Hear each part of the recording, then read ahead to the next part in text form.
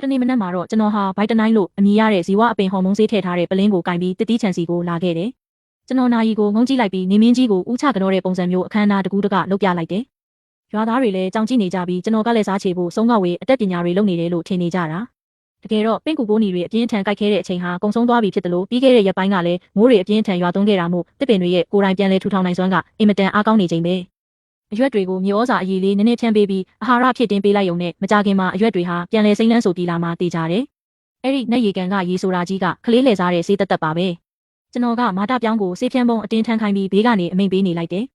ရွာလူကြီးမှာခင်ဗျာ။ဒါဟာရွမ်တသိန်းပေးပြီးဝယ်ထားရတဲ့ဆေးအစီအနှစ်တော်တစ်စက်ကလေးမှအလားငမဖြစ်စေနဲ့လမ်းလျှောက်တာနှိမ့်နှိမ့်လုပ်ပြီးတေးတေးချာချာနှက်ဆက်အောင်ဖြန်းပေးပါ။ရရှိစေရမယ်။ရွမ်ကျစ်ရဲ့လမ်းညွန်မှုကအင်မတန်မှန်ကန်ပါတယ်လို့သူကပြောတယ်။သူဟာကြုံကျိတ်ဆက်ကိုဆွဲနေတဲ့မြီးတကောင်လိုမျိုးခြံထဲမှာတနေ့လုံးပတ်ချလဲရှောက်နေရရှာတယ်။ကျွန်တော်ကတော့တစ်ပင်ရိပ်အောက်မှာလက်ဖက်ရည်တောက်ရင်တစ်ချိန်ကမမာနတွေထောင်လွှားခဲ့တဲ့ရွာလူကြီးကိုမြောက်တကောင်လိုပတ်ချလဲအောင်ဆေးထိုးကစားနေလိုက်တယ်။ရန်နေငယ်ကြတဲ့အခါမှာတော့အံ့ဖွယ်ဖြစ်ရတစ်ခုပေါ်ပေါက်လာခဲ့တယ်။ဝါးချောက်ပြီးလောင်ကျွမ်းနေတဲ့အရွက်တွေဟာတကယ်ပဲပြန်ပြီးစိမ့်နှမ်းလာခဲ့တယ်။ပြီးခဲ့တဲ့နှစ်တွေကလိုစိမ့်ဆုံညိုမိုင်းမနေပေမဲ့အတော်အတန်တော့ကြီးကောင်းတဲ့အနေအထားရောက်လာခဲ့ပြီ။အဲ့ဒီလူယုံမှာ၃ယောက်ခိုင်းဟာကျွန်တော်ကိုဖျားသခင်တပားလိုတလေးတစားကိုးကွယ်ကြတော့တာပေါ့။စွန်းချွေဟွာကကျွန်တော်ကိုတီးတန့်ခေါ်ထုတ်သွားပြီးမျက်လုံးချင်းအတိတ်ပဲပါစိုက်ကြည့်ရင်အဲ့ဒီနိုင်ငံသားအရက်ပလင်းကိုလက်ညှိုးထိုးပြတယ်။ရွှန်ကျစ်ဒီထဲကလျှို့ဝှက်ဖော်မြူလာကဘာလဲဆိုတာဒေါ်တော်ကိုတိုးတိုးလေးပြောပြပါလားတဲ့ကျွန်တော်ကလှောင်ပြုံးပြုံးလိုက်ပြီးအတန်ကိုတိုးလိုက်တယ်ဒေါ်တော်ဒါဟာစီးပွားရေးလျှို့ဝှက်ချက်ပြကျွန်တော်မူပိုင်ခွင့်လဲတင်ထားတာအကယ်၍ဒီလျှို့ဝှက်ချက်ပေါက်ကြားသွားရင်ထောင်ထဲမှာထမင်းหนีသွားစားရလိမ့်မယ်ပြီးတော့ဒီဆေးအစီနှစ်ကဈေးရိမ်မတန်ကြီးသလိုတတုတွေကိုပါတိုက်စားနိုင်တဲ့အာနိသင်ရှိတယ်အထူးပြုလုပ်ထားတဲ့ပလတ်စတစ်ပုံးနဲ့ထဲမှာရတာအကယ်၍တန်ကြီးနှင်းငယ်နဲ့များထိမိသွားရင်တသိန်းတန်ဆေးအာနိသင်ဟာမျက်စိတမိတ်အတွင်းပျောက်ကွယ်သွားလိမ့်မယ်လို့ပြောလိုက်တယ်စွန်းချွေဟွာလဲမျက်နှာဖြူလျှော့သွားပြီးပလင်းဖုံးကိုကင်မလို့လုံနေတဲ့လက်ကိုချက်ချင်းပြန်ရုပ်သိမ်းလိုက်ရတော့တယ်အရွက်တွေပြန်စိမ့်လာတာကိုမြင်တော့မာတာပြောင်းရဲ့အကျင့်ဆိုးကပြန်ပေါ်လာပြန်တယ်သူကရွာထဲမှာလိုက်ပြီးကြွားလုံးထုတ်တော့တာပဲမြင်ကြတယ်မလားအဲ့ဒီဆေးကိုငါကိုယ်တိုင်လက်နဲ့ဖြန်းခဲ့တာကွရွန်ကျစ်ကတော့ငါအတွက်ဆေးဆက်ပေးုံတက်တက်ပဲတကယ်လုပ်ငန်းစဉ်တစ်ခုလုံးကိုကိုကဲခဲ့တာကငါပဲပဲကျွန်တော်ကတော့အဲ့ဒီစကားကိုကြားပေမဲ့စိတ်မဆိုးတဲ့အပြင်ရွာသားတွေအရှိမဆေးမြောက်ပေးလိုက်သေးတယ်ဟုတ်ပါတယ်ခင်ဗျာဒါတွေအားလုံးဟာရွာလူကြီးမာရဲ့လက်ရာတွေပါကျွန်တော်ကဆေးဆက်ပေးတဲ့လူအဆင့်ပဲရှိတာပါအဓိကကတော့ရွာလူကြီးရဲ့ဆေးဖြန်းတဲ့နီးစနစ်ကအဆင့်မြင့်လို့ပါလို့ပြောလိုက်တယ်ရွာသားတွေကသူ့မျက်နှာကိုကြည့်ပြီးမယုံကြည်ကြပေမဲ့ဘသူကမှထုတ်ပြီးမငြင်းရဲကြဘူးတစ်ဖက်မှာလည်းဝမ်ရှိုးတွေကတော့ဒီတစ်ချိန်အကျက်တဲကိုကောင်းကောင်းကြော်ဖြတ်နိုင်ခဲ့ပြီလို့ထင်မှတ်ပြီးကျွန်တော်ပေါ်ထားတဲ့သူ့ရဲ့အထင်သေးတဲ့မျက်လုံးတွေကပြန်လဲပေါ်ပေါက်လာပြန်တယ်ဒါပေမဲ့အရွက်တွေစိမ့်ယုံနဲ့အသီးတွေကောင်းမွန်စွာထွက်လာမယ်လို့မဆိုလိုဘူးလေအဲ့ဒီနဆေးရည်ထဲမှာနိုက်ထရိုဂျင်မြေဩဇာတွေနဲ့အပင်ဟော်မုန်းတွေအစမတန်ပါဝင်နေတာမို့တစ်ပင်တွေကိုအနှိမ့်မရှိပဲအပေါ်ယံတင်အလျင်အမြန်ကြီးထွားလာစေတာအချို့တက်ကိုလုံးဝစုဆောင်းနိုင်ခြင်းမရှိတော့ဘူးဒီလိုထွက်လာတဲ့အသီးတွေရဲ့အရသာဟာတစ်သား၆ကိုဝါနေရတယ်လို့ပဲဖြစ်နေမှာဝမ်ရှိုးတဲ့လိုမြေခွေးအိုကြီးကသူ့အိတ်ကက်ထဲကရွမ်တသိန်းကိုဒီအတိုင်းအဆုံးရှုံးခံမဲ့လူမျိုးမဟုတ်ဘူးဒုတိယပတ်ရောက်လို့တရွာလုံးကတစ်ပင်တွေအပြည့်အဝစိမ့်လန်းလာတဲ့အချိန်မှာရွာရဲ့မိုက်ခရိုဖုန်းကတကြော့ပြန်အော်ဟစ်လာပြန်တယ်ဒီတစ်ခေါက်တော့ကျွန်တော်ကိုခေါ်တာမဟုတ်ပဲတစ်တီးဆိုင်တောင်သူအားလုံးကိုအရေးပေါ်အစည်းအဝေးခေါ်ယူတာပဲအစည်းအဝေးမှာဝမ်ရှိုးတဲ့ကတီတီငိမ့်ငိမ့်မျက်နှာပေးနဲ့ဇလန်းစင်ပြီးတရုတ်ဆောင်တော့တာပဲမိဘပြည်သူရွာသားအပေါင်းတို့ပြီးခဲ့တဲ့ရက်ပိုင်းကဖြစ်ပွားခဲ့တဲ့ယောဂဆိုးကြီးကိုတို့တွေနေမနာညမနာကြိုးပမ်းပြီးလူတိုင်းရဲ့ဝမ်းစာအိုးကိုကာကွယ်ပေးနိုင်ခဲ့တဲ့ရွာရဲ့ဗန္နာငွေတွေအကုန်ကုန်သွားတဲ့အပြင်ငါရဲ့ကိုယ်ပိုင်နာမည်နဲ့ပါအကျွေးတွေလိုက်ချေးပြီးတော့မှယွန်တသိန်းတန်အထူးဖော်မြူလာဆေးကိုရအောင်ဝယ်ယူခဲ့ရတာဒါတွေအားလုံးဟာခမည်းတော်ရဲ့အသီးနှံတွေကိုကာကွယ်ဖို့ပဲငါဆိုရင်ခြေကုန်လက်ပန်းကြပြီးအသားတွေပါနေလောင်ကုန်တဲ့အထိလှုပ်ဆောင်ခဲ့ရတာအခုတစ်ပင်တွေရေးလဲအသက်ဆက်နိုင်ပြီဆိုတော့ကုန်ကြခဲ့တဲ့ဆေးဘိုးတွေကိုတို့တွေအချိုးကျပြန်ခွဲဝေရင်မကောင်းဘူးလားရွာအနေနဲ့အများကြီးမတောင်းပါဘူးတအေကကိုရွမ်200နှုံးပဲအထူးထိန်းသိမ်းရေးစရိတ်အဖြစ်ကောက်ခံပါမယ်ဒါဟာစိုက်ထုတ်ပေးထားတဲ့ရွာဗန္နာငွေကိုပြန်လည်ဖြည့်တင်းဖို့ပါလို့ပြောလိုက်တယ်တရွာလုံးမှာမြေဧကနဲ့တုညရှိတာမို့တဧကကိုရွမ်200ဆိုရင်အားလုံးပေါင်း4သိန်းရွမ်တောင်ရရှိမှာဖြစ်တယ်။အဲ့ဒီလူယုံမှာ3ယောက်ခိုင်းဟာကျွန်တော်ကိုပေးလိုက်ရတဲ့တသိန်းကိုအရင်တင်မကအမျက်ပါပြန်ရအောင်လုပ်ယုံတင်မကပဲအခြေအနေကိုအခွင့်ကောင်းယူပြီးအကြီးအကျယ်ခေါင်းပုံဖြတ်အမျက်ထုတ်ဖို့ကြံစီနေကြတာ။ချက်ချင်းဆိုသလိုအောက်ကရွာသားတွေဟာအုံအုံကြက်ကြက်စူညံလာကြပြီးစိုက်ပျိုးရေးလုပ်ငန်းရှင်ကြီးအတော်များများကဒီအဆိုပြုချက်ကိုလုံးဝလက်မခံဘဲညှင်းဆန်ကြတော့တယ်။အရင်တုန်းကလင်းရွံကျစ်လာကူညီတုန်းကစေးဘိုးတွေအခမဲ့ကြည့်ရှုပေးခဲ့တဲ့အပြင်ဘာထိန်းသိမ်းရေးစရိတ်မှမကောက်ခံခဲ့ဘူးလေ။အဲ့ဒီအချိန်မှာပဲလမ်းဝါကအပင်နှဲငယ်ပဲစိုက်ထားတဲ့ရိုစမ်းဖီဆိုတဲ့လူကဝုန်းကနေထက်ရက်လိုက်တယ်။နှစ်ကုန်ပိုင်းကငွေပန်းစုကြီး8ရရွမ်ကိုအလကားရထားတဲ့လူမို့လို့အခုအချိန်မှာမျက်နှာချိုသွေးပြီးတစ္ဆာခံပြဖို့အကောင်းဆုံးအခွင့်အရေးပဲလေ။သူကစိုက်ပျိုးရေးလုပ်ငန်းရှင်ကြီးတွေကိုလက်ညှိုးထိုးပြီးအော်ဆဲတော့တယ်။တစ်ပင်တွေအသက်ရှင်လာပြီဆိုတော့အကျွေးကိုလိန်ကျင်ကြတာလားခင်ဗျားတို့။ရွာလူကြီးမာရဲ့ဆေးရည်သားမရှိရင်ခင်ဗျားတို့ဒီနှစ်ဘာမှစားရမှာမဟုတ်ဘူး။ဘသူမဆိုပတ်စံမပေးရင်တို့တွေရဲ့ရန်သူပဲလို့အော်တယ်။ကျွန်တော်ကတော့လူအုပ်ကြီးရဲ့အပြင်ဘက်အမှောင်ထဲမှာရက်နေရင်ဒီဇက်ပြက်ကြီးကိုအေးဆက်ဆက်မျက်လုံးတွေနဲ့ကြည့်နေမိတယ်။ဝမ်ရှိုးတဲ့ကအခက်တွေ့ဟန်ဆောင်ပြီးလက်ကပြလိုက်တယ်။လူတိုင်းမှာခက်ခဲတဲ့အချိန်တွေရှိတယ်ဆိုတာငါနားလည်ပါတယ်အခုလိုလောက်ကြစမ်းဘသူမဆိုပတ်စံမပေးရင်နှစ်ဝက်နောက်ပိုင်းညောင်းကနေရေပေးဝေမယ်စနစ်နဲ့စောင်းဦးအပြီးရိတ်သိမ်းထုတ်ပိုးတဲ့လုပ်ငန်းစဉ်တွေကိုရွာအနေနဲ့တာဝန်ယူပေးတော့မှာမဟုတ်ဘူးခင်ဗျားတို့ဘာသာလမ်းဆရှာကြတော့လို့ပြောလိုက်တယ် ဒါဟာတကယ်ကိုလောက်ကင်စားတော့မဲ့လမ်းစာကိုဖျက်တောက်ပစ်တာပဲတစ်ပင်တွေကရေမရှိလို့မရသလိုစောင်းဦးအပီပွဲစားတွေနဲ့ချိတ်ဆက်မဲ့လမ်းကြောင်းမရှိရင်လည်းလုံးဝမဖြစ်ဘူးလေရွာသားတွေလည်းဒေါသထွက်ကြပေမဲ့ဘာမှမပြောရဲကြပဲအန်ကျိတ်ကခံပြင်းစိတ်တွေကိုမျိုးသိပ်ပြီးစွန်းချွေဟွာစီမှာပတ်စံသွားပေးဖို့တယောက်ပြီးတယောက်တန်းစီကြရတော့တယ်ကျွန်တော်ဖုန်းကိုထုတ်ပြီးကင်မရာကိုဆွဲချက်ကစွန်းချွေဟွာပတ်စံသိမ်းနေတဲ့ပုံတွေရေတွက်နေတဲ့ပုံတွေနဲ့ရွာသားတွေရဲ့စိတ်မကောင်းဖြစ်နေတဲ့မျက်နှာတွေကိုအကုန်လုံးအပြည့်အစုံရိုက်ကူးမှတ်တမ်းတင်ထားလိုက်တယ်စွန်းချွေဟွာစရင်မှတ်နေတာကအရင်ကစရင်အိုကြီးလေဂျာစာအုပ်အစုပ်လေးပဲဒါပေမဲ့၄သိန်းရွမ်ဆိုတဲ့ငွေအမြောက်များဟာရွာရဲ့ဘဏ္ဍာငွေတွေကိုဘလို့မှရောက်သွားမှာမဟုတ်ဘူးဆိုတာကျွန်တော်ကောင်းကောင်းသိတယ်။မျှော်လင့်ထားတဲ့အတိုင်းပဲပတ်စံ၄သိန်းရပြီးနောက်မှာအဲ့ဒီလူရုပ်မှာ၃ယောက်ဟာအောင်နိုင်သူတွေလိုရင်ကော့လမ်းလျှောက်နေကြတော့တယ်။ဒါပေမဲ့လူလောဘဆိုတာမပြည့်နိုင်တဲ့တွင်းနဲ့ကြီးပဲလေသူတို့ကဒီဆေးရဲ့အမျက်ဆုံးကအင်မတန်ကြီးမားလွန်းတယ်လို့ထင်မြင်ပြီးဒီနဲ့ဆေးရီကဒီလောက်သုံးလို့ကောင်းနေမှာတော့ကျွန်တော်လိုပြင်ပလူကိုဘာလို့အားကိုးနေရအောင်မှလဲလို့တွေးတောမိကြတယ်။ညနေပိုင်းမှာကျွန်တော်ဟာယူရီးယားမြေဩဇာနဲ့အပင်ဟော်မုန်းထည့်ထားခဲ့မှုတဲ့ဗိုက်တနိုင်းနိုင်ငံခြားအရက်ပလင်းအလုပ်ကိုခြံစည်းရိုးအပြင်ဘက်ကအမိုက်ပုံပေးမှာတမင်တကာသွားပစ်ထားလိုက်တယ်။ပလင်းအောက်ခြေမှာတော့ဆေးအစီအနှစ်အနှဲငယ်ကြန့်ရှိနေဟန်တမင်ခြံထားပေးလိုက်တာပေါ့။တကယ်တော့အဲ့ဒါကမြေဩဇာအရေးကိုမင်းနီယောင်နဲ့ဈေးပေါ်ပေါ်ရေမွေးတွေဆက်ထားတာတတ်ပဲ။တကောင်းရန်ချိန်မှာကျွန်တော်လိုက်ကနောက်ကနေချောင်းကြည့်လိုက်တော့လူရိတ်တစ်ခုကတိုးတိုးတိတ်တိတ်နဲ့ကျွန်တော်အိမ်တကားအရှိကိုရောက်လာတာတွေ့ရတယ်။လာရောင်အောက်မှာကြည့်လိုက်ရုံနဲ့အဲ့ဒါဆုံးချွေဟွာဆိုတာကျွန်တော်ချက်ချင်းမှတ်မိလိုက်တယ်။သူမကပလတ်စတစ်အိတ်နဲ့အဲ့ဒီပလင်းကိုရတနာတစ်ခုလိုတရိုတသေးထုတ်ပိုးပြီးတော့အိမ်ကိုကုတ်ချောင်းနဲ့ပြန်ပြေးသွားတော့တယ်။နောက်တစ်နေ့မှာဆုံးချွေဟွာတခါမှမလုပ်ဘူးပဲခွင့်တိုင်လိုက်တဲ့ရွာရုံးခန်းကိုလည်းမလာဘူး။ဒါကြောင့်မြို့ပေါ်ကအထားရင်မောင်းထိန်ကျူးကိုသူမနောက်ကိုလိုက်ကြည့်ပေးဖို့ကျွန်တော်အကူအညီတောင်းလိုက်တယ်။ညနေပိုင်းမှာထိန်ကျူးကသတင်းပို့လာတဲ့ဆုံးချွေဟွာကသူ့ကားကိုစင်လုံးငါပြီးဘေးခရိုင်ကဝေးလံတဲ့ဓာရုဗေဒစက်ရုံအသေးလေးတစ်ခုစီကိုတွားခဲ့တာတဲ့စက်ရုံထဲမှာနေဝက်နီးပါးကြာပြီးမှပြန်ထွက်လာတဲ့အချိန်မှာမျက်နှာကပီတိတွေဖြာဝေလို့နေတဲ့လက်ထဲမှာလဲစာရွက်တစ်ရွက်ကိုတင်းတင်းကြပ်ကြပ်စုပ်ကင်ထားပြီးလမ်းတစ်လျှောက်လုံးချမ်းသာပြီးတကယ်ချမ်းသာပြီးလို့ရေရွတ်လာခဲ့တာတဲ့ကျွန်တော်အိမ်မှာတင်ပောက်ကွဲမတက်ရေမောမိတော့မလို့ပဲအဲ့ဒီစက်ရုံအတူကြီးအကြောင်းကိုကျွန်တော်ကြားဘူးတာကြားပြီးစိုက်ပျိုးရေးသုံးပစ္စည်းတူတွေကိုအထူးပြုလုပ်တဲ့တရားမဝင်စက်ရုံစုပ်လေးပဲစွန်းချွေဟွာကကျွန်တော်ရဲ့ပလင်းကိုယူပြီးစစ်ဆေးခိုင်းတာအဲ့ဒီစက်ရုံပိုင်ရှင်လူလိန်တွေကစစ်ဆေးကြည့်လိုက်ရုံနဲ့ဒါဟာဈေးပေါ်ပေါ်ယူရီးယားနဲ့ဟော်မုန်းတွေဆိုတာသိသွားကြတာပေါ့ဒါပေမဲ့စွန်းချွေဟွာစီကပတ်စံလိန်စားကျင်တာမှုအကွက်ဆင်ပြီးလျှို့ဝှက်စမ်းကြဲတဲ့ပုံစံမျိုးလုပ်ပြကဒီလျှို့ဝှက်ဖော်မြူလာကိုသူမစီပြန်လဲရောင်းချလိုက်ကြတာနောက်ပိုင်းကျမှထိန်ကျူးရဲ့ကားရှေ့ကင်မရာတွေကအတန်ဖန်းဖိုင်ရတိလိုက်ရတာကစွန်းချွေဟွာဟာဒီလိုဝက်ဖော်မြူလာရဲ့တူရဲမူပိုင်ခွင့်ကိုရဖို့အတွက်သူမရဲ့ကိုယ်ပိုင်ငွေတွေကုန်သွားတဲ့အပြင်ဝမ်ရှိုတဲနဲ့မာတာပြောင်းတို့ကိုပါဖုံးကွယ်ပြီးရွာသားတွေစီကကောက်ထားတဲ့၄သိန်းထဲကနေရွမ်8000တိတိကိုခိုးယူသုံးစွဲခဲ့တာတဲ့သူမကတော့တမျိုးနယ်လုံးမှာရှိတဲ့တစ်တီးချန်တွေရဲ့စေးစေးကွက်ကိုအပိုင်စီးပြီးစိုက်ပျိုးရေးစေးလောကရဲ့ဘရင်မကြီးဖြစ်လာတော့မယ်လို့အိမ်မက်ရင်မှုနေရှာတာဇူလိုင်လရောက်တဲ့အခါရာသီဥတုကအထူးထူးဆန်းစွာအလွန်အမင်းပူပြင်းလာခဲ့ပြီးရက်ပေါင်း20ကျော်ဇက်တိုက်နေပူရှိန်ပြင်းထန်ကမိုးတစက်မှမရွာခဲ့ဘူးတစ်ပင်တွေဟာအစောပိုင်းကပေါင်းတက်စေးအာနိတင်ကြောင့်အရွက်တွေလောင်ကျွမ်းခဲ့ရတဲ့အပြင်ကျွန်တော်အစမတန်ကြွေးထားခဲ့တဲ့အပင်ဟော်မုန်းတွေကြောင့်အမြင့်စနစ်တွေကအာနေပြီးခံနိုင်ရည်မရှိတော့တဲ့အခြေအနေရောက်နေတာမြေအောက်အနက်ပိုင်းကရေဓာတ်ကိုလုံးဝမဆုပ်ယူနိုင်တော့ဘူးအခုလိုအပူချိန်မြင့်မားမှုကိုထပ်မံကြုံတွေ့ရတဲ့အခါအရွက်တွေစိမ့်နေသေးပေမဲ့အသီးတွေကပျော့အီပြီးပုတ်ကုန်ကြပြီးနေပူရှိန်တိုက်ရိုက်ထိတဲ့ပန်းသီးအချို့ဆိုရင်မဲကွဲပြီးလောင်ကျွမ်းတဲ့ရလက်တွေစတင်ပေါ်ပေါက်လာခဲ့တယ်။ရွာသားတွေလည်းထိတ်လန့်တုန်လှုပ်ပြီးဖြည့်ရှင်းချက်တောင်းဖို့ဝိုင်းဝန်းလာကြပြန်တယ်။ဒါပေမဲ့ဒီတစ်ခေါက်မှာတော့မာတာပြောင်းနဲ့စွန်းချွေဟွာတို့ကအထူးယုံကြည်ချက်ရှိနေကြပုံပဲ။စွန်းချွေဟွာကစက်ရုံအတူကနေမှာယူထုတ်လုပ်ထားတဲ့ဗိုက်တတင်းဖော်မြူလာအသစ်ဆေးရည်ကိုထုတ်ပြလိုက်တယ်။မိဘပြည်သူတို့စိတ်မပူကြပါနဲ့ဦးဒါဟာစွန်းကမြို့ပေါ်အထိသွားပြီးစိုက်ပျိုးရေးသုတေသနအဖွဲ့နဲ့ပူးပေါင်းထုတ်လုပ်ထားတဲ့နောက်ဆုံးပေါ်အဆင့်မြင့်ဆေးရည်ပဲဒါဟာမိုးခေါင်ရေရှားမှုကိုကာကွယ်ပေးပြီးအသီးတွေကိုထိမ့်သိမ်းပေးမဲ့အထူးဆေးပဲဖြန့်လိုက်ရုံနဲ့အသီးတွေမပုတ်မတိုးတဲ့အပြင်နောက်တစ်ဆင့်ပိုပြီးကြီးထွားလာအောင်မှာဒါပေမဲ့ဒီဆေးကကုန်ကျစရိတ်မြင့်မားတာမို့ရွာသူရွာသားချင်းချင်းမှုတပုံးကိုရွမ်900ပဲယူပါမယ်လို့ပြောလိုက်တယ်တေလူမျိုးပါဖြစ်နေတဲ့ပန်းသီးတွေကိုကြည့်ပြီးရွာသားတွေရင်ကြိုးရပေမဲ့နောက်ဆုံးမျှော်လင့်ချက်အနေနဲ့ပတ်စံတွေကိုထပ်မံစိုက်ထုတ်ပေးချေကြရပြန်တယ်ကျွန်တော်ညဘက်အမှောင်ထုကိုအခွင့်ကောင်းယူပြီးခြံထဲကနေအဲ့ဒီဗိုက်တတင်းဆိုတဲ့ဆေးရည်နမူနာကိုတွားရောက်ယူဆောင်ကအိမ်မှာစစ်ဆေးကြည့်လိုက်တယ်ဟုတ်တော့စွန်းချွေဟွာကဆဲပွားဆေးတွေနဲ့အသီးကြီးဆေးတွေကိုရေလိုမျိုးအစမတန်သုံးဆွဲထားတာပဲစံချိန်စံညွှန်းထက်အနည်းဆုံးတစ်ဆယ်စမကကျော်လွန်နေတ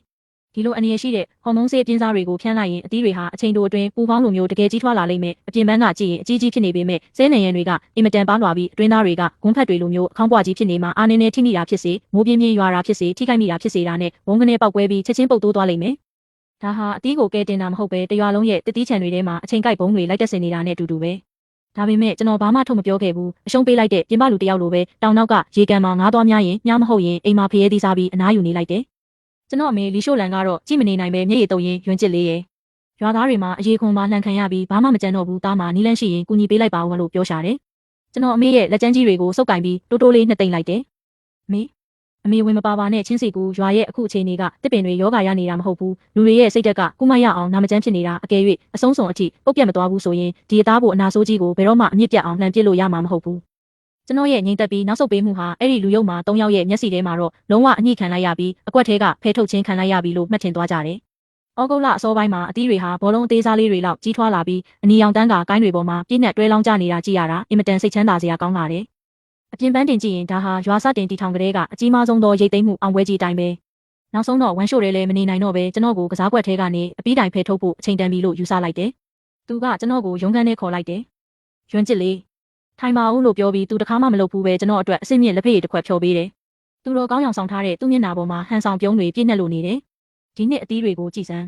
တကယ်ကိုအမခန့်ကြီးထွားလာတာအမှန်တရားကတက်တေပြလိုက်ပြီးပဲမာရပြောင်းနဲ့စွန်းချွေhòaတို့ရဲ့စီမံခန့်ခွဲမှုကလည်းတိတ်ပန်ကြီးကြမှန်ကန်နေတာပဲတဲ့ကျွန်တော်ခေါင်းငုံလိုက်ပြီးစိတ်တက်ကြဟန်ဆောင်ကဟုတ်ပါတယ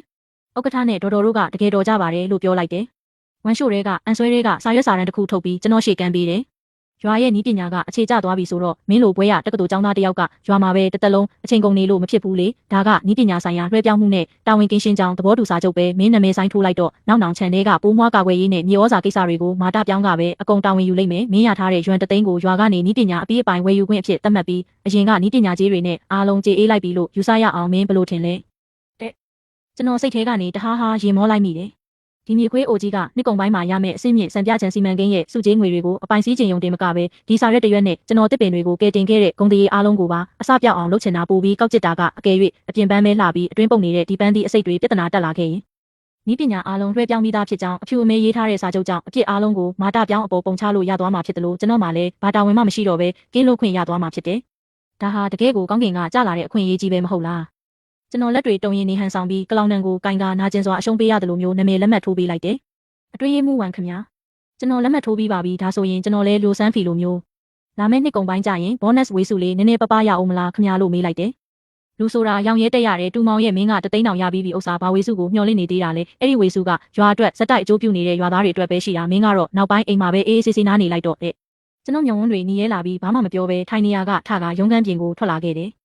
်အနောက်မှာတော့သူတို့၃ယောက်ရဲ့ဟားတိုက်ရင်မောတန်တွေကကျေလောင်စွာထွက်ပေါ်ကျန်ရစ်ခဲ့တယ်ရေကြဆန်းပါအခုပိုပြီးကြဲကြဲရဲလေအဆုံးသက်ကြရင်ပိုပြီးရုပ်ပြက်စင်းပြက်ဖြစ်ရလေပ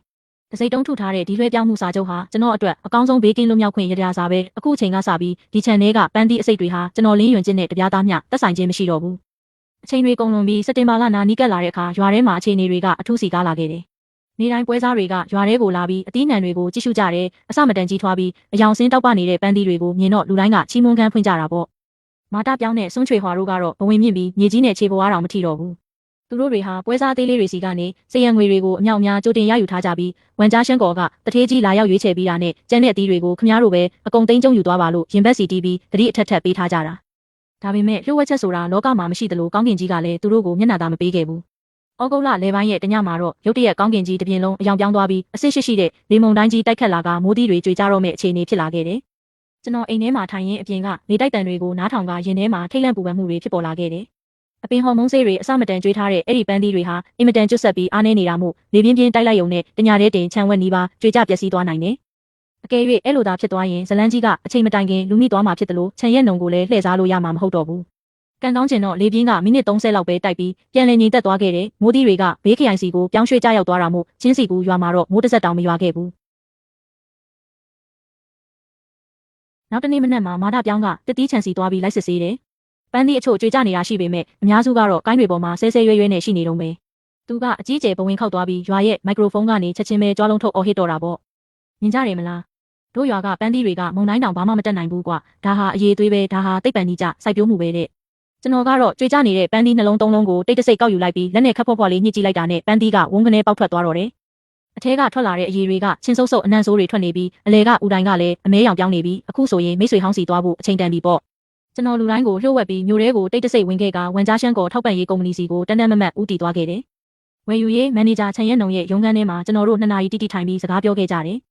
အစပိုင်းမှာချန်ရက်နုံကကျွန်တော်ဖျားတယ်လို့အကြောင်းပြပြီးသူ့ကိုရှောင်နေခဲ့တာမို့စိတ်ခုနေတဲ့လေတံရှိပေမဲ့ပြီးခဲ့တဲ့2လအတွင်းဖြစ်ပျက်ခဲ့သမျှအကြောင်းအရာတွေကျွန်တော်စုဆောင်းထားတဲ့စစ်ဆေးမှုမှတ်တမ်းတွေဓာတ်ပုံတွေမာတာပြောင်းတို့အတင်းအာရမထိန်းသိမ်းရေးစရိတ်ကောက်ခံနေတဲ့အတန်ဖိုင်တွေနဲ့စွန့်ချွေhòaဆေးအတူမှာယူခဲ့တဲ့တက်တေအထောက်အထားအားလုံးကိုသူ့ရှေ့မှာချပြလိုက်တဲ့အခါသူ့မျက်နှာပေါ်ကအပြုံးတွေချက်ချင်းပျောက်ကွယ်သွားတော့တယ်ကျွန်တော်ယူလာပေးတဲ့အပြင်ပန်းလှပနေတဲ့ပန်းသီးကိုသူကိုယ်တိုင်ဓာတ်နဲ့လီးပြီးတကိုက်လောက်မြည်ကြည့်လိုက်ရုံနဲ့ချက်ချင်းပဲအမှိုက်ပုံးတွေကိုထွေးထုတ်ပစ်လိုက်တော့တယ်။ဒီကောက်ကျစ်တဲ့လူယုံမာတွေကဒီလိုအစိတ်တင်သီးတွေကိုငါးစီလာလိန်ရောင်းရဲတယ်ပေါ့အကယ်၍ဒီပစ္စည်းတွေသာဈေးကွက်ထဲရောက်သွားရင်ငါတို့ဝန်ကြားရဲ့နမေကုံသတင်းအကုန်ပျက်စီးကုန်မှာပေါ့လို့သူကဒေါသတကြီးပြောတယ်။ကျွန်တော်ကသူ့အတွက်လက်ဖက်ရည်ငှက်ပေးလိုက်ရင်တည်ငြိမ်တဲ့အပြုံးနဲ့ပြောလိုက်တယ်။အကိုချမ်း စိတ်အေးထားပါဦးဗျအခုချိန်မှာသူတို့ကိုတွားဖွင့်ချရင်အလွန်ဆုံးတော့စာချုပ်ဖြတ်သိမ်းတာပဲရှိမှာပေါ့အဲ့ဒီ9သိန်းရော်ကြီးဆိုတာလဲအကိုတရားစွဲလို့နိုင်ရင်တောင်အဲ့ဒီလူရုပ်မှာ3ယောက်ကကျန်းပြင်ပေါ်လှဲအိပ်ပြီးအသေးခံလိုက်ရင်အကိုသူတို့စီကငွေသားတစ်ကြက်မှရမှာမဟုတ်ဘူးပြီးတော့သူတို့ကဒီပြဿနာကိုရာသီဥတုဖောက်ပြန်လို့ပါဆိုပြီးအကြောင်းပြချက်ပေးကြဦးမှာဒါကြောင့်တို့တွေဒီထက်ကြီးတဲ့ကစားပွဲကြီးတစ်ခုဆင်နွှဲကြရင်မကောင်းဘူးလားလို့ကျွန်တော်ကသူတို့ကိုအမြင့်ပြတ်ချေမှုန်းမဲ့အစီအစဉ်ကိုပြောပြလိုက်တယ်ချမ်းရနုံကနားထောင်ပြီးတဲ့အခါအံ့အားသင့်မှုတွေကြောင့်မျက်လုံးတွေပြူးကျဲသွားပြီးသူ့ရဲ့မျက်လုံးတွေကဒေါသကနေတဆင့်အထင်ကြီးလေးစားမှုတွေနောက်ဆုံးမှာတော့ထက်မြက်တဲ့လှောင်ပြုံးတစ်ခုအဖြစ်ပြောင်းလဲသွားတော့တယ်။ရွံကျစ်ရဲ့အရင်တုန်းကအကိုကမင်းကိုနီးပညာပဲတက်ပြီးရိုးအေးတဲ့လူတစ်ယောက်လို့ထင်ခဲ့တာမင်းလိုလူငယ်လေးကဒီလောက်အထိအကွက်ကြကြကစားတက်လိမ့်မယ်လို့မထင်ထားမိဘူးကောင်းပြီ။ဒီအာဂါတကိုအကိုလည်းရှင်းချင်နေတာဒီကစားပွဲကိုအကိုမင်းနဲ့အတူအဆုံးထိစော့ပေးမယ်သူတို့တွေဘလို့ဖြစ်သွားမလဲဆိုတာကြည့်ကြသေးတာပေါ့တဲ့။အခုဆိုရင်အားလုံးအဆင်သင့်ဖြစ်နေပြီးအရှိလေပြင်းတိုက်ခတ်လာဖို့ပဲလိုတော့တယ်အချိန်တွေကညံဆန်စွာကုန်လွန်ပြီးနွေရာသီကနေစောင်းဝရာသီတဲကိုရောက်ရှိလာခဲ့ပြီအဲ့ဒီနဆေးရီကတော့ဒီတစ်ချံလုံးကတစ်ပင်တွေကိုနွေရာသီရဲ့ခက်ခဲတဲ့အချိန်တွေကြော်ဖြတ်နိုင်အောင်ဆွဲဆန့်ပေးထားခဲ့တာပေါ့စက်တင်ဘာလရောက်လို့စာချုပ်ချုပ်ဖို့နောက်ဆုံး9ရက်အလိုမှာတော့အသီးတွေကအနီရောင်ပြောင်းလဲလာခဲ့ပြီးအပြင်ပန်းကကြည့်ရင်အသီးကအကြီးကြီးနဲ့အယောင်စင်းကတောက်ပနေတာမို့ဘလို့ကြည့်ကြည့်အစင်းမြင့်ကုန်ပစ္စည်းအစ်စ်ပဲဒါပေမဲ့အထဲမှာဂွမ်းဖက်လိုခေါင်းပွားကြီးဖြစ်နေပြီးအရသာကဘာရသာမှမရှိတဲ့အပြင်ချင်းဆုပ်ဆုပ်အရသာကထွက်နေတယ်ဆိုတာကျွန်တော်တယောက်တည်းပဲသိတာဘာလို့လဲဆိုတော့အစောပိုင်းကအရွက်တွေအလွန်မင်းလောင်ကျွမ်းခဲ့လို့အလင်းပြန်စုစည်းမှုမလုပ်နိုင်ခဲ့တဲ့အပြင်နောက်ပိုင်းမှာနိုက်ထရိုဂျင်မြေဩဇာတွေကိုအစမတန်ကျွေးခဲ့တာမို့အချိုဓာတ်ကိုလုံးဝမစုဆောင်းနိုင်ခဲ့လို့ပဲဝမ်ရှိုတွေကတော့ဒီရက်ပိုင်းပျော်လုံးလို့ပါဇက်တောင်မပိတ်နိုင်ပဲရုံးခန်းထဲမှာတချင်းတွေတောင်လိုက်ညီးနေတော့တယ်သူကအောင်ပွဲကသူ့လက်ထဲမှာရှိနေပြီလို့ထင်နေတာဒါပေမဲ့ချမ်းရက်နုံလာပြီးမစစ်ဆေးခင်တရက်အလိုမှာမာတာပြောင်းကပန်းသီးတစ်လုံးကိုခိုးခူးပြီးမြည်ကြည့်လိုက်ရာကနေမျက်နှာကြီးတစ်ခုလုံးချင်းဆုပ်ပြီးပုံပြက်ပန်းပြက်ဖြစ်သွားတော့တယ်ဒါကဘာပန်းသီးလဲဟာရှာလကာရီထက်တောင်ပိုချင်နေပါလားလို့သူကလမ်းဖြန့်သွားပြီးဝမ်ရှိုတဲစီကိုပြပြတလဲပြေးသွားတော့တယ်လူရုပ်မှာ3ယောက်ခိုင်းလဲရုံးခန်းထဲမှာအရေးပေါ်အစည်းအဝေးချက်ချင်းထိုင်ကြတာပေါ့ဝမ်ရှိုတဲကမြေခွေးအိုကြီးပြီးအန်ကျိတ်ပြီးကောက်ကျစ်တဲ့အကွက်တစ်ခုဆင်ဖို့ဆုံးဖြတ်လိုက်တယ်အဲ့ဒါကတော့ပစ္စည်းတုနဲ့အစ်စ်ကိုလဲလှယ်ပစ်ဖို့ပဲသူညတကောင်ရံမှာဘေးခရိုင်စီသွားပြီးငွေအမြောက်များပေးကအဆင့်မရှိတဲ့ပန်းသီးတစ်တာရာနဲ့ချီကိုအကုန်လိုက်ဝယ်ပြီးရွာထဲကိုတိတ်တဆိတ်တဲဆောင်လာခဲ့တယ်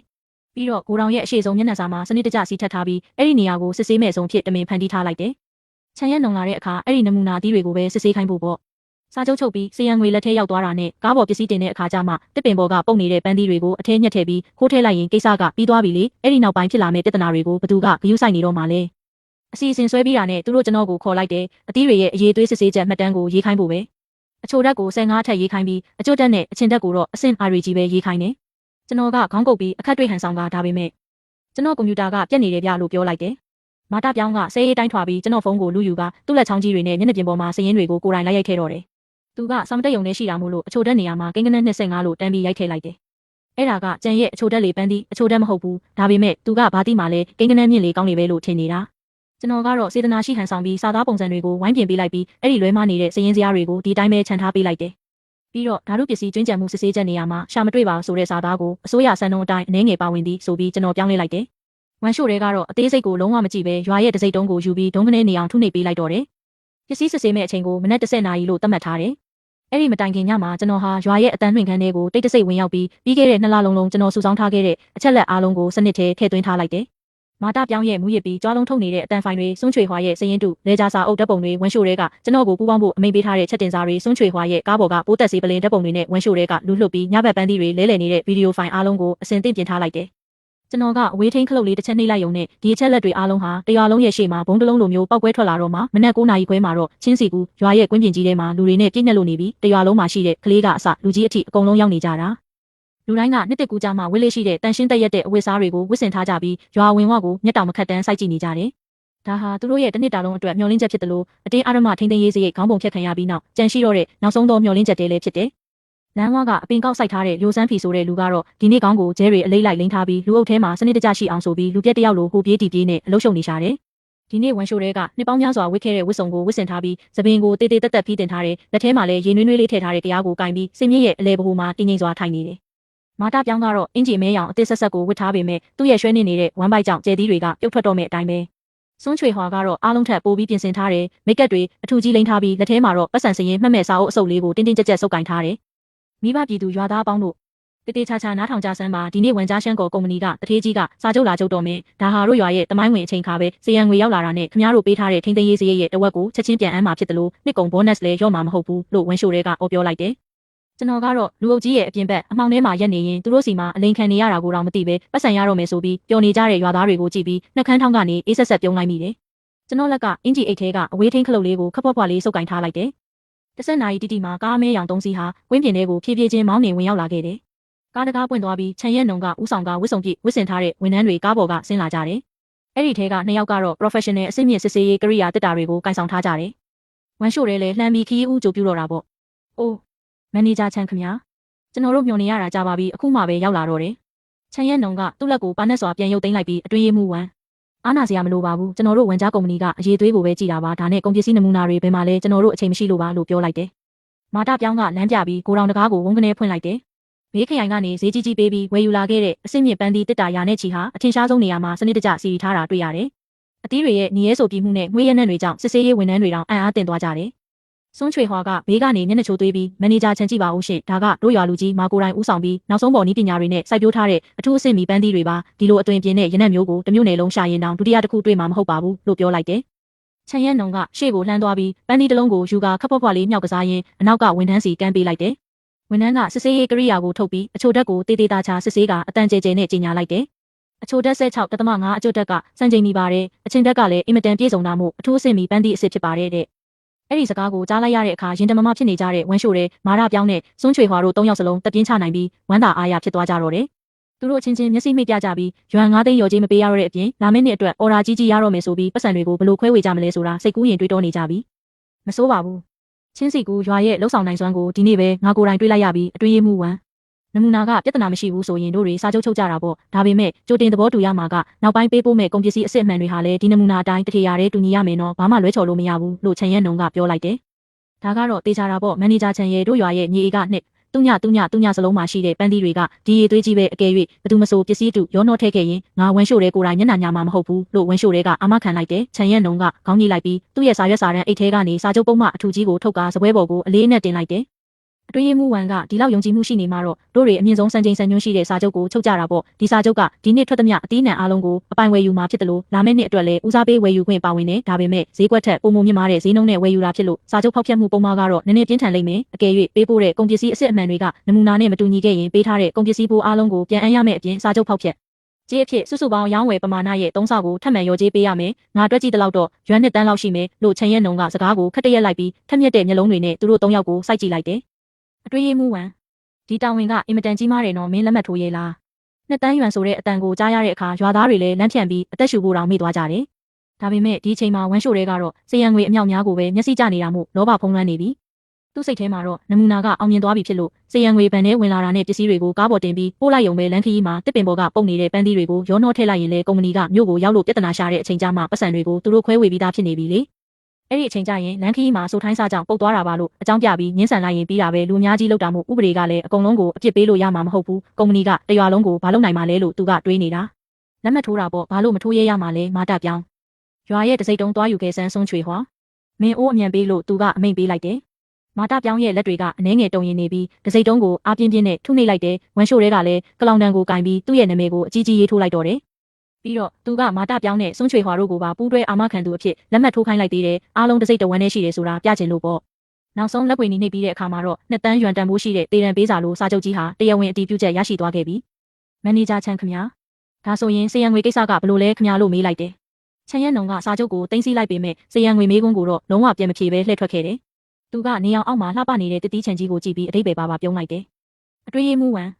နမူနာလဲကြည့်ပြီးပြီစာချုပ်လဲချုပ်ပြီးပြီဆိုတော့တို့ကုမ္ပဏီရဲ့စီးမြင့်ရဒီလိုလုပ်ငန်းကြီးကိုဘုတ်ဖွဲ့ထံအစီရင်ခံဖို့ဓာတ်ပုံမှတ်တမ်းတင်ရမယ်သွားကြဆိုမင်းတို့ပြောခဲ့တဲ့ဧကနှစ်သူညရှိတဲ့စံပြချန်ကြီးစီလိုက်ပြပေးပါဦးလမ်းလျှောက်ရင်တစ်ပင်ပေါ်ကပန်းသီးကိုငါကိုယ်တိုင်စုခူးပြီးလက်ဆက်မြည်ကြည့်ချင်လို့ပါလို့ပြောလိုက်တယ်အဲ့ဒီစကားထွက်လာတာနဲ့ဝမ်ရှိုတဲရဲ့မျက်နှာပေါ်ကအပြုံးတွေကချက်ချင်းတောင့်တင်းသွားတော့တယ်မာတာပြောင်းရဲ့မျက်နှာပေါ်ကအစီပြင်ကြီးတွေကလည်းတုံ့လို့သွားသလိုစွန်းချွေဟွာကတော့လန်သွားလွန်းလို့လက်ထဲကစရင်စာအုပ်လေးပါမြေပြင်ပေါ်ကိုလွတ်ကျသွားခဲ့ရတယ်အော်မန်နေဂျာချန်ခင်ဗျာအပြင်မှာနေကအရန်ပူပါတယ်ပြီးတော့ခြံထဲမှာလည်းအခုတင်ရေလောင်းထားလို့ရွှွန့်တွေအပြည့်ပဲအကိုရဲ့တားရည်ဖက်တွေပေပွားကုန်ပါလိမ့်မယ်ဟုတ်ပါတယ်နမူနာလဲကြည့်ပြီးပြီပဲဥစ္စာတစ်ပင်ပေါ်ကအသီးတွေကလည်းဒီတိုင်းပါပဲဘာမှကြည့်စရာမလိုပါဘူးလို့သူတို့ကကြပြာကရာတားမြစ်ကြတော့တယ်ချန်ရက်နုံရဲ့မျက်နှာကချက်ချင်းအေးဆက်သွားပြီးစောစောကယဉ်ကျေးမှုတွေအကုန်ပျောက်ကွယ်သွားကစီးပွားရေးသမားတယောက်ရဲ့ပြတ်သားတဲ့အာနာစက်နဲ့သူတို့၃ယောက်ကိုအသက်ရှူရကျက်စီလောက်တဲ့အထိဖိအားပေးလိုက်တယ်ဘာလဲအတွင်းရေးမှူးဝမ်ငါ့ကိုပေးမကြည့်ရဲဘူးလားဒါမှမဟုတ်ဒီကိုယ်တော်တွေကပန်းသီးတွေကမင်းတို့ခြံကထွက်တာမဟုတ်လို့လားမဟုတ်ရပါဘူးခင်ဗျာတို့ခြံကထွက်တာအစ်စ်ပါလို့ဝမ်ရှိုတွေကအန်ကျိတ်ပြီးပြန်ဖြေလိုက်တယ် သူတိတာကအခုချိန်မှာညှင်းဆန်လိုက်ရင်လျှို့ဝှက်ချက်ကချက်ချင်းပေါက်ကြားသွားမှာမို့လို့ကံကောင်းလို့ကံကောင်းများပန်းသီးတွေကနည်းနည်းချင်းနေုံပဲရှိမှာပါအပြင်ပန်းကတော့ညီရဲနေတုံးပဲလေခြံရက်နုံကအဲ့ဒီနေရာမှာတင်လိမစားပဲတက်ပုံပဲရိုက်သွားရင်တော့လှည့်စားလို့ရနိုင်ကောင်းရဲ့လို့သူ့စိတ်ထဲမှာမျှော်လင့်ချက်အနေငယ်နဲ့ကြန့်ရှိနေသေးတာပေါ့